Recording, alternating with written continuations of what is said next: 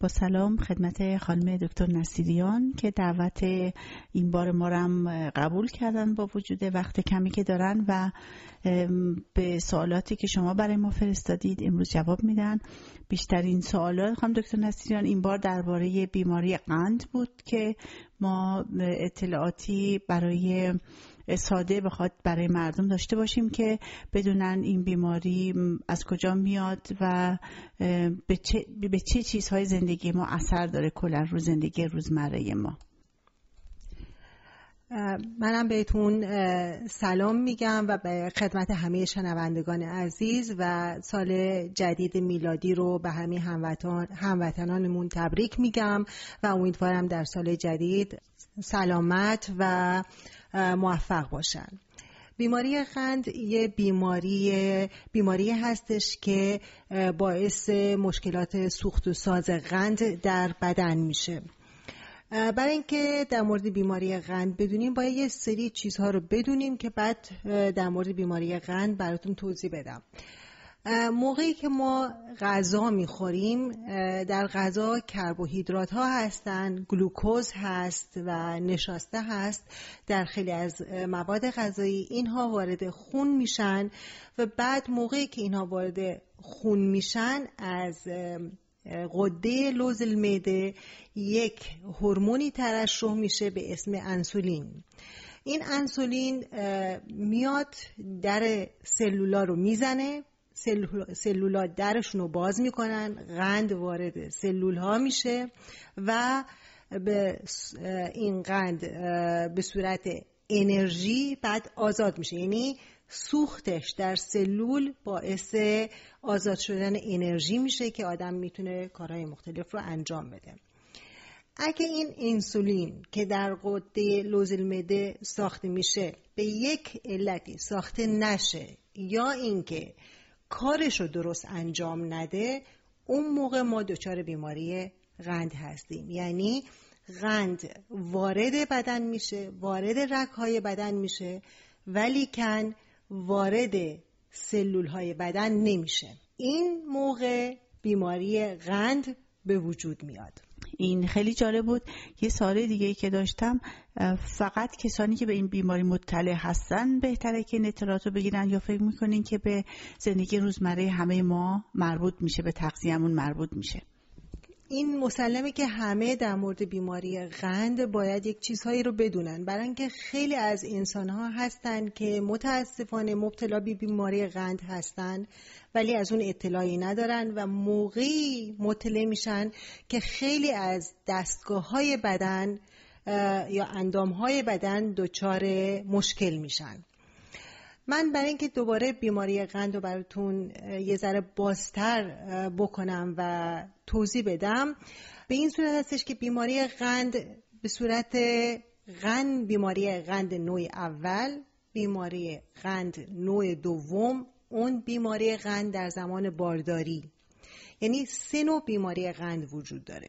بیماری قند نوع 1 معمولاً بیماری هستش که در سنین کودکی و نوجوانی معمولاً پیش میاد. یعنی حدوداً حتی در زمان جوانی هم میتونه پیش بیاد، معمولاً زیر 30 سالگی به وجود میاد و در این بیماری این سلول هایی که گفتم در غده لوز المعده به یک علتی که به زبان علمی میگیم آتو ایمون ارکرانکونگ، به زبان فارسی میشه گفتش که بیماری های خود ایمنی، باعث میشه که این سلول هایی که انسولین رو ترشح میکنن نابود بشن و این نابودی باعث میشه که انسولین دیگه ترشح نشه.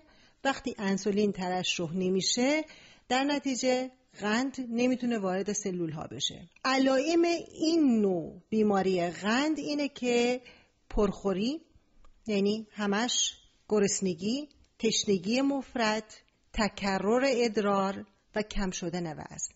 اینها علامتشه و معمولاً هم گفتم معمولاً در زمان کودکی نوجوانی شروع میشه. نوع دوم بیماری قند که معمولاً در سنین بالاتر، یعنی تقریباً بعد از 40 سالگی پیش میاد و مقدارش هم روز به روز داره اضافه میشه، به این صورت هستش که انسولین به اندازه کافی از غده لوز المعده ترشح میشه ولی کن تأثیر نمیکنه.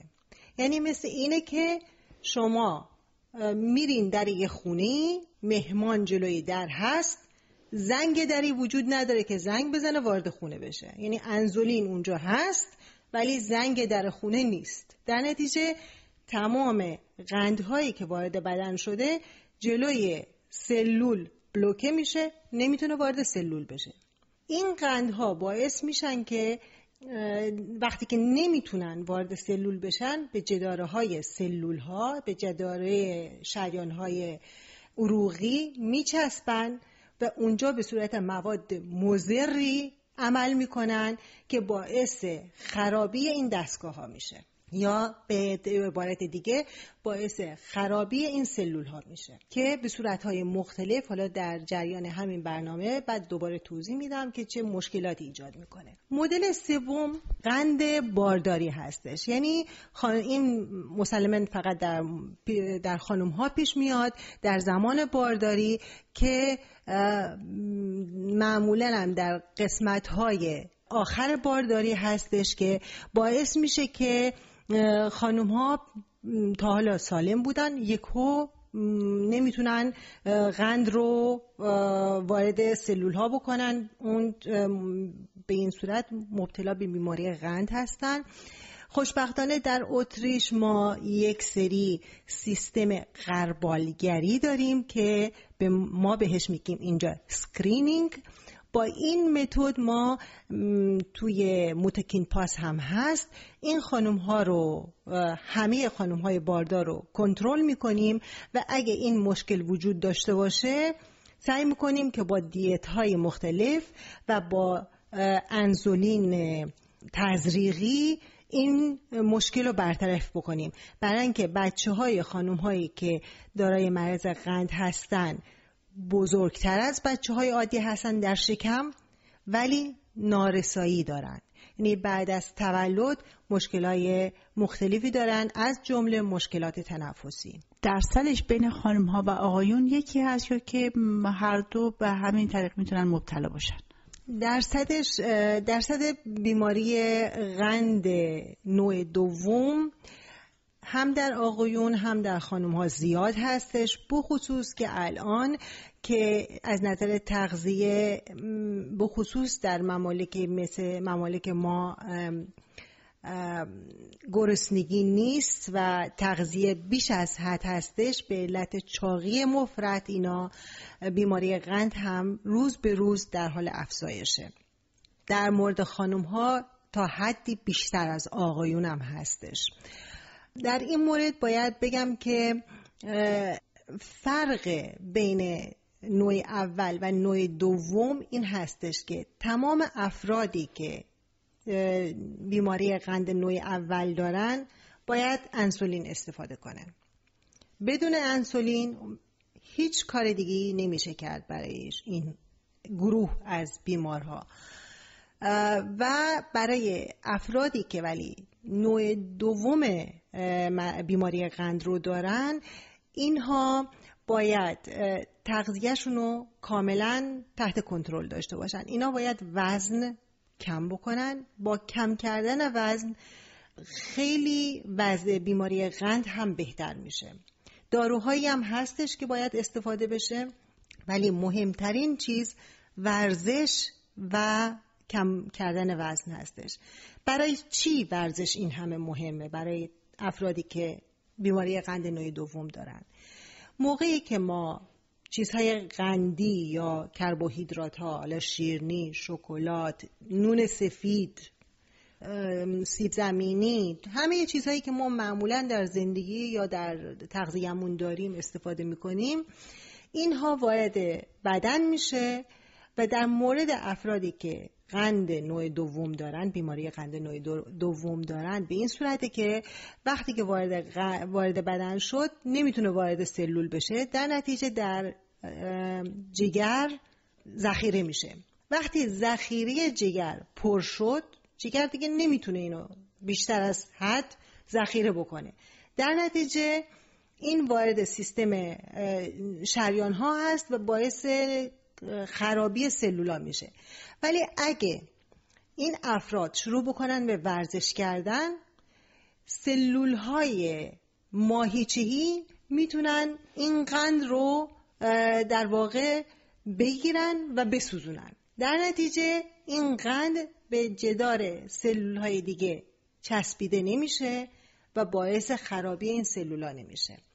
من در مورد مشکلاتی که قند، چون کسایی که بیماری قند دارن هیچ مشکلی ندارن، اینا حتی احساس هم نمی کنن که قندشون بالاست. در نتیجه فکر میکنن که برای چی باید من رژیم داشته باشم یا یک کاری بکنم.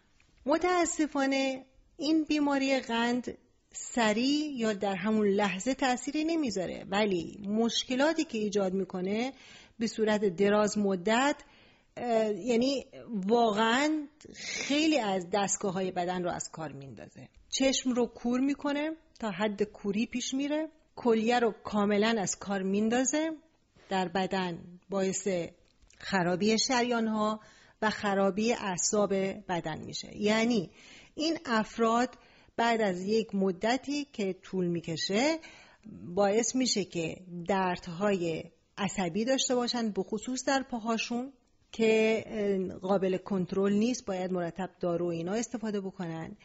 و غیر از این احساس در پا رو کم میکنه، طوری میشه که میخچه پا یا فشارهایی که در مورد مثلا در چیز کفش به پا میده احساس نمیکنن. اینها باعث زخمهای پا میشن، زخمهای دیابتی میشن که این زخم‌ها چون هنوز مریض احساس نمی‌کنه، تمام احساسش در پا کم شده، پیشرفت می‌کنن و زخم‌های دیابتی انقدر پیشرفته میشن که به صورت قانقاریا بد در میان که حتی در خیلی از موارد باعث قطع شدن پاها میشه. یعنی این یک بیماری هستش که خیلی مزمن پیشرفت میکنه و باعث مشکلات خیلی شدیدی در بدن میشه و هر چقدر اون شخصی که دچار قند شده، بیماری قند شده، جوانتر باشه وضعش بدتره.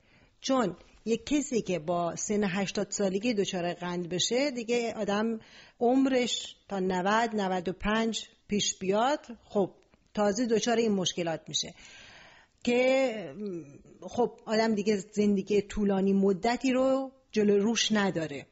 ولی اگه با 40 سالگی با 45 سالگی دچار بیماری قند بشه، در سن 55 مشکلات زیادی پیدا میکنه و ما هنوز انتظار داریم که این شخصی که 40 سال داره و بیماری قند داره 40 سال دیگه زندگی بکنه و تا اون جایی که ممکنه خوب زندگی بکنه.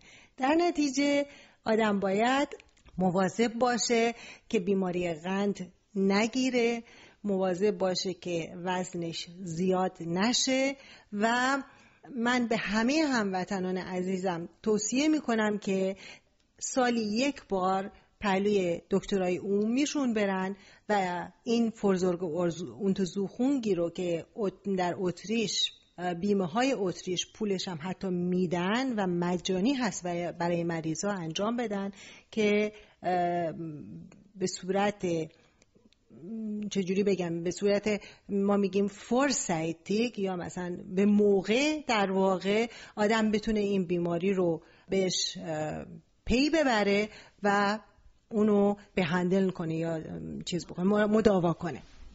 بحث خیلی جالبی بود. امیدوارم که شنوندگان عزیزمونم مثل من از این بحث لذت برده باشن و مورد توجهشون قرار گرفته باشه.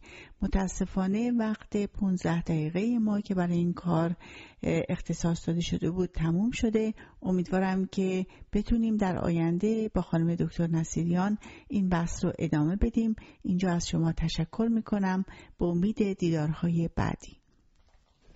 خیلی ممنون. امیدوارم که تونسته باشم با این اطلاعاتی که به شنوندگان عزیزمون دادم این رو باعث شده باشم که یک مقدار بیشتر به سلامت خودشون فکر بکنن و انشاءالله که بتونن از این اطلاعات استفاده های دیگه هم بکنن که بدونن چه چیزایی رو بخورن و چه چیزایی رو یک ذره مواظب باشن.